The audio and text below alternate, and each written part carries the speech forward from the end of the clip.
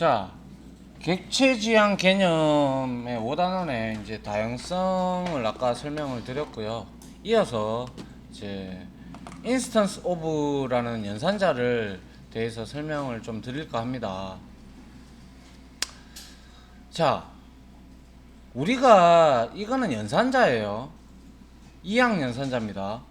알겠습니까? 그래서 이 인스턴스 오브를 기준으로 해서 우측에는 클래스 명이 와야 되고요.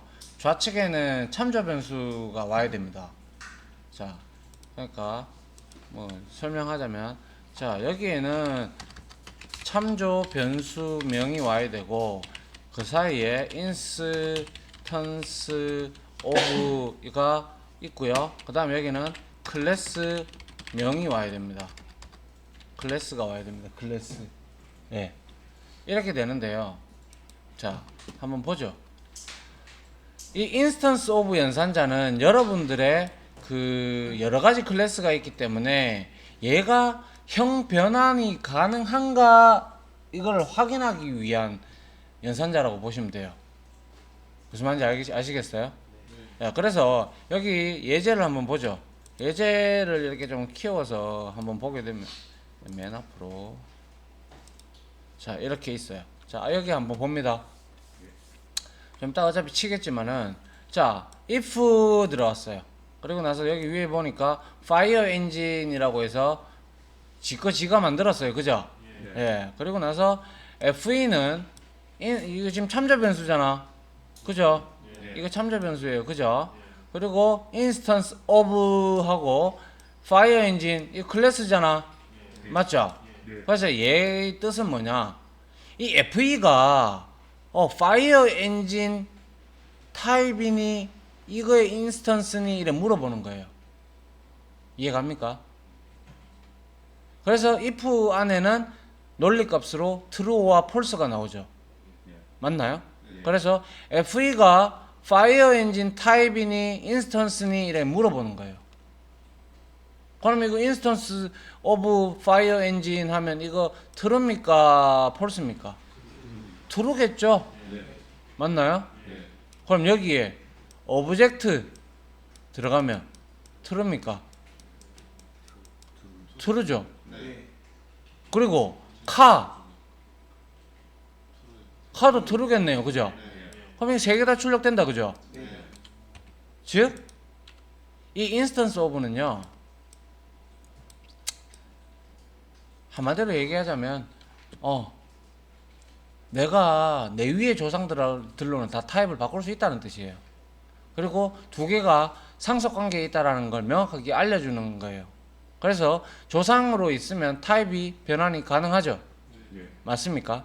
그걸 알려줄 때 쓰는 거예요. 그래서 뒤에 가면 우리가 오브젝트 클래스 안에 있는 equals 메서드나 해시코드라는 메서드가 있는데요. 그걸 오버라이딩을 칠 때 이 클래스가 이 타입이니 이렇게 확인을 할 수 있는 용도로 쓰는 연산자가 바로 인스턴스 오브라는 연산자입니다. 아시겠습니까? 네. 그래서 이거는 아주 많이 쓰여지는 객체지향 언어에서 많이 쓰여지는 연산자입니다. 그래서 얘가 얘 타입이니 이렇게 묻는 거예요. 얘가 얘 타입이니 이렇게 묻는 거예요. 이거는 지금 오브젝트, 카, FE, 파이어 엔진 이런 식으로 상속 계층도가 만들어져 있죠. 그죠? 그렇게 되면 이게 파이어 엔진 FE예요. 지가 타입이니 물어보는 거 오케이. 지 조상 거 오케이. 지 최고 대가리 오케이. 이해갑니까? 예. 근데 여기에다가 FE instance of ambulance 이러면 폴스가 나오겠죠. 예. 관계 없잖아. 맞죠? 예. 그런 걸 의미할 때 쓰는 거고요. 자, 그래서 얘가 하는 역할은 여기에 제가 그냥 이렇게 요약을 해놨는데요. 자, 보시면 인스턴스 오브 연산자는 실제로 형 변환이 가능한지 여부를 알아볼 때 쓰는 것이 매우 유용합니다. 무슨 말인지 이해갑니까? 예.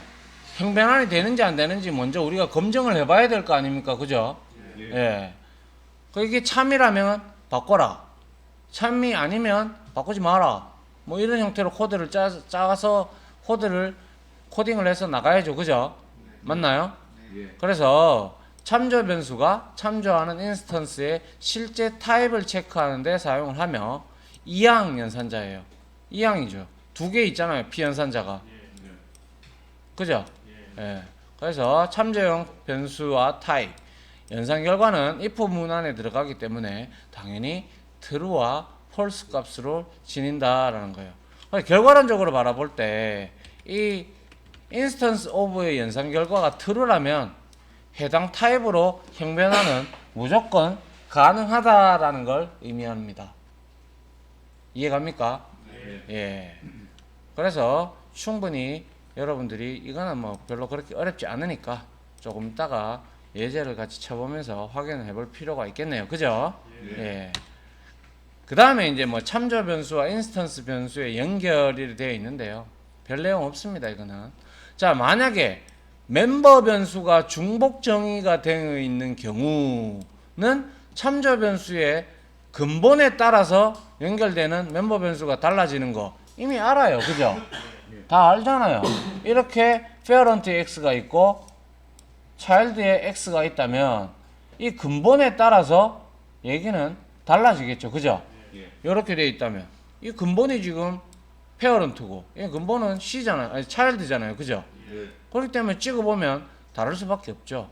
하지만 제가 아까 전에 다영상에서 설명했을 때 메서드가 만약에 중복 정의되어 있다. 즉 다시 말해서 오버라이딩이 되어 있다 이 말이죠. 그죠? 이렇게 되어 있다면 누구를 호출한다? 오버라이딩 된 이놈을 호출한다라고 제가 말씀을 드린 바 있습니다. 맞습니까? 예. 그래서 참조 변수 타입의 영향을 받지 않아요. 하지만 오버라이딩이 안 된 메서드라면 참조 변수 타입의 영향을, 즉 근본의 영향을 받죠. 그거 얘기하는 겁니다. 이거는. 그래서 뭐 현업에서 멤버 변수에 직접 접근하는 경우가 거의 없다. 뭐 캡슐화가 되어 있다. 그리고 멤버 메서드를 이용해서 멤버 변수의 값을 읽어온다. 이미 이거 보고 얘기한 거겠네요. 제가 이미 이 부분에 대해서는 캡슐화 그리고 암호화에 대해서는 이미 여러분들한테 설명한 바 있습니다. 그죠? 다시 한 번 더 뭐 상기시키는 차원에서 제가 적어 놓은 것 같네요. 자, 이제 매개 변수의 다양성입니다. 이제는 필드의 다양성이 아니고 매개 변수의 다양성입니다. 아까 이미 이 부분은 설명을 했죠. 그죠? 자, 한 번 더 들어봅니다. 좀 이따 요까지만 오늘 할 거예요. 자, 프로덕트 조상 클래스입니다. 그죠? 맞죠? 그 다음에 이게 프로덕트고요. 그리고 이렇게 해서 세 개가 있어요. 그죠? 뭡니까? TV가 있고요. 오디오가 있고, 컴퓨터가 있고요. 오디오가 있네요. 그죠? 예. 이렇게 있으면 이렇게 계층도가 만들어졌어요. 그죠? 제가 그림을 잘 못 그립니다. 그 다음에 하이마트 프로그램을 생각해 보시라고 했어요. 우리 같은 바이어 클래스가 있다고 봅니다. 그죠? 그렇다면 우리 이 바이어라는 독립적인 클래스는 바이라는 메서드가 가장 중요할 겁니다. 물론 때에 따라서는 뭐 리펀드도 환불도 있어야 되고 또 뭐 있습니까? 또 뭐 있습니까? 뭐 수리도 요청해 봐야 되고 뭐 교환도 뭐 해봐야 되고 그죠? 뭐 별의별 메서드를 추가해 줄 수 있지만 이 바이어가 하는 가장 큰 역할은 일단 구매를 하는 놈이죠. 맞죠? 그렇게 바라볼 때 자, 바이 메서드를 이렇게 준다면 여기에 매개 변수 타입으로 TV가 들어와 있다면 여기에 들어올 수 있는 것은 뭐예요? 여기에 들어올 수 있는 것은 new TV 이렇게 지가 인스턴스 생성해서 던지거나 그죠? 그 다음에 그게 아니라면 TV를 상속받는 애들이 여기 들어갈 수 있죠. 이해갑니까? 맞잖아요. 그게 다양성이잖아요. 아닌가요? 맞죠? 그런데 만약에 우리가 이렇게 해놔서 그렇지 더 많은 제품군들이 분명히 있을 거예요. 그죠? 가까운 여기 시내에 가도 많잖아요. 그죠? 예, 근데 가보면 뭐 TV만 있습니까? 아니죠. 그렇기 때문에 TV를 넣는 것보다 이거의 조상인 프로덕트를 넣어주는 게 이 세 개를 다 한 번에 다 받을 수 있잖아요. 그죠? 왜? 다양성 때문에. 이게 뭐예요, 이게? 조상의 참조 변수로 자손의 인스턴스를 참조할 수 있다라는 이 다양성 때문에 얘가 이렇게 해서 UTB 바이어 클래스 생성하고요. 이 메인이겠죠, 그죠?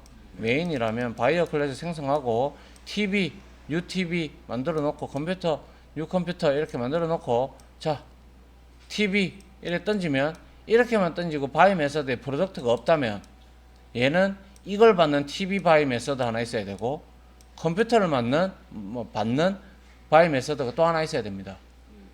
맞죠? 그래서 바이 메서드가 계속 오버로딩이 될 거예요. 그죠? 근데 그렇지 아니하고 얘가 한 개만 있다고 해도 얘를 상속만 받으면 어떠한 놈이든지 던질 때 이런 식으로 던져도 문제 없다는 거죠. 맞습니까? 다만 얘가 여기서 접근할 수 있는 멤버는 근본이 프로덕트이기 때문에 이 두 개의 멤버만 접근이 가능하다는 것 잊어버리면 안 되겠죠. 예. 물론 by TV를 해도 되고 by new TV 해도 되고 by new 컴퓨터, new audio 그리고 프로덕트도 받을 수 있어요. 그죠?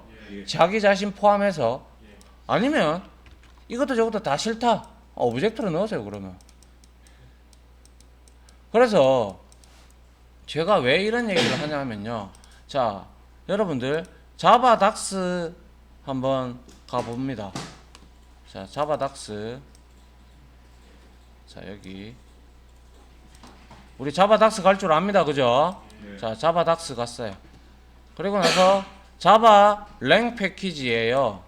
자바 랭 패키지 밑에 자바 랭 밑에 보면 이렇게 오브젝트 클래스가 있어요. 맞나요? 오브젝트 클래스 눌러봅니다. 여기 오브젝트 클래스 나왔죠? 여기에 메서드 한번 들어가 봅니다. 메서드 쭉 들어가 보니까 자, 메서드 썸머리 나와 있죠, 여기. 그죠? 맞습니까? 들어갔나요, 다들? 못 들어가신 분? 다시 한번 할게요. 자바랭 클릭하시고 밑에서 오브젝트 클래스 선택하시면 우측에 이렇게 오브젝트 클래스 오브젝트 나오죠? 맞나요? 네, 여기서 위에 우리 이제 이거 읽을 줄 압니다. 네스티드 중첩 클래스가 있니? 묻는 거고요. 필드 멤버 변수죠. 이거 뭐예요? 컨스트럭터 생성자입니다. 그죠? 메서드 멤버 메서드입니다. 그죠? 자, 그래서 메서드 한번 눌러봅니다. 눌러보니까 어허 여기 보니까 우리가 equals 메서드 한번 봅니다. 스트링 클래스는 이 equals를 오버라이딩을 쳐놨죠. 맞죠? 오브젝트의 equals는요 주소 비교입니다. 하지만 스트링의 equals는 값 비교라고 곰백번 더 얘기했죠. 여러분들 그렇게 문제도 풀었고요. 맞나요? 여기서 매개 변수 보세요. 오브젝트죠. 그러면 다 받겠다는 거네. 맞죠? 다 받겠다는 거예요. 어떤 클래스든 간에 다 받겠다 이 뜻이에요. 오브젝트가 온다는 것은. 이해 갑니까? 예. 그리고 그리고는 없나요? 그리고 없네요. 네. 아무튼 매개 변수나 리턴 타입이에요. 매개 변수나 리턴 타입에 오브젝트 타입이 들어가 있다는 것은 어떠한 클래스의 인스턴스를 다 받겠다는 뜻입니다. 알겠습니까? 맞잖아요. 오브젝트가 최고 대가리인데 롱을 클릭을 해봐도 여기에 상속 계층도가 이래 나오잖아요. 그죠? 어떠한 클래스를 눌러보세요. 눌러보면 최고 대가리에 이렇게 오브젝트가 있잖아요. 맞죠? 그렇다라는 것은 모든 클래스들은 전부 다 오브젝트를 상속을 받는다라는 거죠. 그렇다면 매개 변수의 다양성, 필드의 다양성에 의거해서 모든 클래스들은 오브젝트 타입으로 이렇게 내가 매개 변수를 주면 다 받을 수 있다는 뜻이죠. 그리고 나서요, 이퀄즈를 우리가 오버라이딩을 칠 때 어떤 형태로 우리가 오버라이딩을 치냐면요, 만약에 이퀄즈 이렇게 되어 있어요. 그럼 여기에 오브젝트 타입이잖아요. 맞죠? 원형이, 함수 원형이 오브젝트 obj 이래 돼 있잖아요. 그죠? 맞죠? 근데 이거를 그렇게 하지 않고 내가 멤버 클래스를 받을 수가 있어요. 왜? 사용자 정의 클래스라도 오브젝트를 상속받으니까요. 그죠? 그래 놓고 m 이렇게 해 놓고요. 그 다음에 갈로 열고 여기다가 if m 아니죠. 여기다가 그죠? if m이 instance of member 이렇게 확인해 봅니다. 그럼 이거 멤버 맞니? 물어보는 겁니다. 그죠? 네. 멤버 맞다 그러면 여기다가 이제 멤버 맞다 그러면 여기다가 자 멤버 하나 선언하는 거예요. m 해놓고 여기다가 뭐 m을 여기다가는 m1을 해야 되겠네요. 그래서 m 이렇게 대입을 시키는 겁니다. 그리고 나서 이 m1 가지고 뭐 어떻고 저떻고 하면 됩니다. 알겠습니까? 네. 예. 이게 바로 매개 변수가 오브젝트가 들어가 있으면 인스턴스 오브 이렇게 사용을 하는 방법이고, 닥스를 확인해 봤을 때도 역시 오브젝트 타입이 매개 변수는 리턴 타입으로 들어가 있다면 어떤 클래스든지 다 받아서 처리해 줄게 이런 뜻입니다. 앞으로 이 다양성은 정말 많이 나오니까요. 알고 계셔야 됩니다. 알겠죠? 예, 이 창을 닫고 자 그러면 여러분들 자 이거 이렇게 된다면 자 이렇게 이 코드가 바로 아까 제가 말씀드렸던 필드의 다양성이죠. 맞나요? 필드의 다양성이고 이거는 매개 변수의 다양성입니다. 그죠? 맞습니까? 그렇다면 만약에 여기에 내가 리턴 타입을 프로덕트로 줬어. 프로덕트 그리고 뭐 by 이렇게 메서드를 주고 여기도 프로덕트로 이렇게 내가 받았어. p 이런 식으로 이렇게 받았어. 그러면 리턴 칠 때 아이씨 나 컨트롤 스페이스바를 눌러버렸어. 그렇게 되어 있다면 리턴 타입에는 프로덕트이거나 프로덕트에 자손을 던져줘야 되겠네요. 그죠? 그게 바로 리턴 타입의 다형성인 거죠. 맞나요? 예. 그런데 이제 한번 봅니다. 조금 더 복잡해질 수도 있는데요. 자, 이렇게 있다면 우리는 얘들이 전부 다 P1, P2, P3가 전부 다 근본이 프로덕트네요. 그러면 우리가 배웠던 배열로 바꿀 수가 있네요. 그죠? 프로덕트 나 배열 뭐하는데 또 배열 나오네. 뭐 그럴 수 있겠죠. 이렇게 해서 P 이렇게 선언하고 어떻게 하면 됩니까? New product 이렇게 3을 하든 사용자로 입력을 받든 여러분들이 마음대로 하시면 되겠네요. 맞나요? 맞습니까? 예. 이게 바로 매개 변수의 다양성과 여기 배열 나오기 때문에 제가 설명한 거예요. 자, 배열 이렇게 선언해 놓고 이렇게 줘도 되고, 만약에 100개 선언했다 아니면 뭐 사용자로부터 입력을 받았다 그러면 우리 반복문 돌리면 됩니다. 그죠? 맞죠? 그래서 TV가 들어가든 오디오가 들어가든 뭐 MP3가 들어가든 여러분들 마음대로 하시면 돼요. 그죠? 그런데 이제 진짜 요까지는 오늘 할 거고요. 내일 할 거는 이제 우리가 이게 나와요. 이제 벡터가 나오는데요. 이 벡터는 컬렉션 프레임워크의 일종입니다. 일단 맛만 봅니다. 이거는 맛만 보고 벡터를 쓰니까 이렇게 편리하구나 라는 걸 여러분들이 배열을 쓰다가 벡터를 쓰면 우와 뭐 이런 게 다 있어 라고 여러분들이 스스로 느끼게 됩니다. 벡터는요 리스트 계열의 한 종류입니다. 여기서 말하는 리스트는 인터페이스를 의미합니다. 그래서 인터페이스는 제가 애브스트랙트 설명하면서 잠깐 언급한 바 있는데, 인터페이스는 추상 메서드들로만 구성이 되어 있어요. 물론 멤버가 4개 있습니다. 정적 멤버 하나랑, 그리고 추상 메서드, 그리고 최근에 추가된 디폴트 메서드와 그리고 스테이틱 메서드, 이렇게 4가지가 존재하는데요.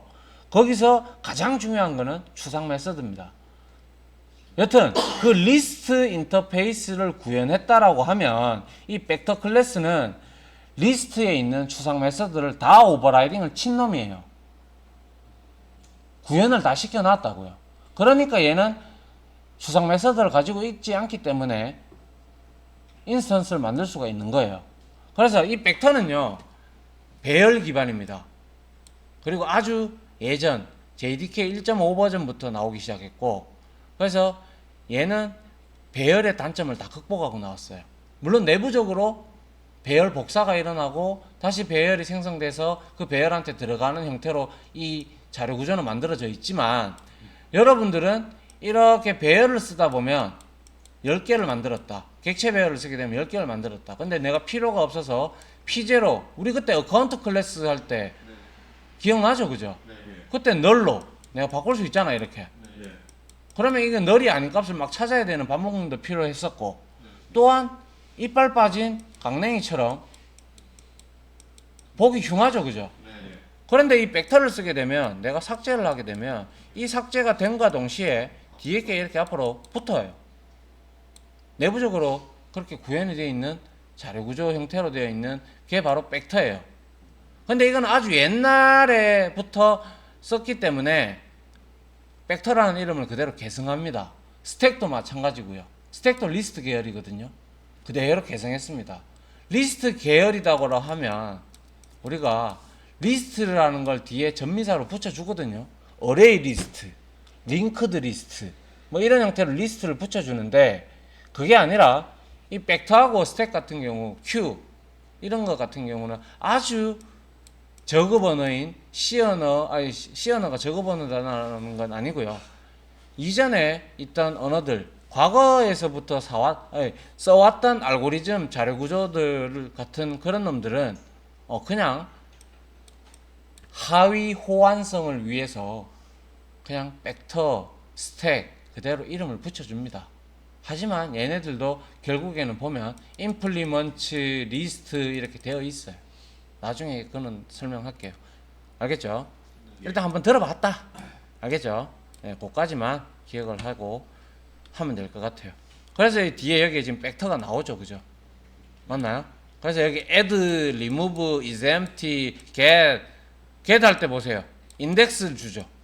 인덱스를 주면 몇 번째 인덱스에 가져와라. 근데 리턴 타입이 오브젝트야. 그럼 어떠한 클래스도 다 받겠다라는 거예요. 근데 또 흘러가면 또 이런 얘기하면 또 좀 너무 앞설지도 모르겠는데, 이 오브젝트 타입으로 받으니까 타입 캐스팅이 일어나야 되죠. 인스턴스 오브 연산자를 써서 또 캐스팅도 해야 되고 뭐 어쩌고 저쩌고 해야 되다 보니까 또 프로그램이 성능이 부하가 많이 걸렸어요. 그걸로 인해서 등장했던 또 개념이 1.7인가 1.6인가 그때부터 등장했는데, 이제 제네릭스라는 개념이 등장을 해요. 이 제네릭스가 뭐냐면, 그냥 간단하게 설명을 드리면, 만약에 내가 벡터를 하나 만들었어. 이렇게 벡터 이렇게 만들고 갈로 열고, 그리고 여기에다가 예를 들어서 멤버 이런 식으로 내가 넣었어. 그리고 V는 new 벡터 어쩌고 저쩌고 이래 하면, 여기에는 이 벡터에는 여기에 쓰여지는 이런 오브젝트들이 전부 다 벡터로 바뀌어요. 자동으로. 멤버로 바뀌어요. 그래서 얘는 여러분들이 현업에 가시면 이 제네릭스를 왜 쓰냐 하면요, 이런 경우가 없거든요. TV를 만드는 라인은 TV 클래스만 들어가죠. 여러 개를 짬뽕해서 이렇게 배열에다가 담지를 않아요. 맞죠? 그렇기 때문에 이렇게 타입 캐스팅과 이런 것들을 좀 줄이고자, 그래서 부하를 줄이고자 나온 개념이 바로 제네릭스라는 개념입니다. 그것도 뒤에 나옵니다. 나중에 보도록 하죠. 너무 많은 얘기를 했군요. 다양성에 집중해야 되는데 죄송합니다. 여러분들 더 한자라도 가르쳐 주려고 하다 보면 그렇게 됐네요. 얘기가. 자, 이제 다양성에 대해서 우리가 메서드 필드의 다양성, 그리고 매개 변수의 다양성, 리턴 타입의 다양성에 대해서 제가 설명을 드렸습니다. 이제는 한번 우리가 예제를 같이 한번 쳐보면서 이해를 해볼 필요가 있습니다. 그죠? 예. 맞나요? 예. 자, 여기까지 해서 이론 강의 마치도록 하겠습니다.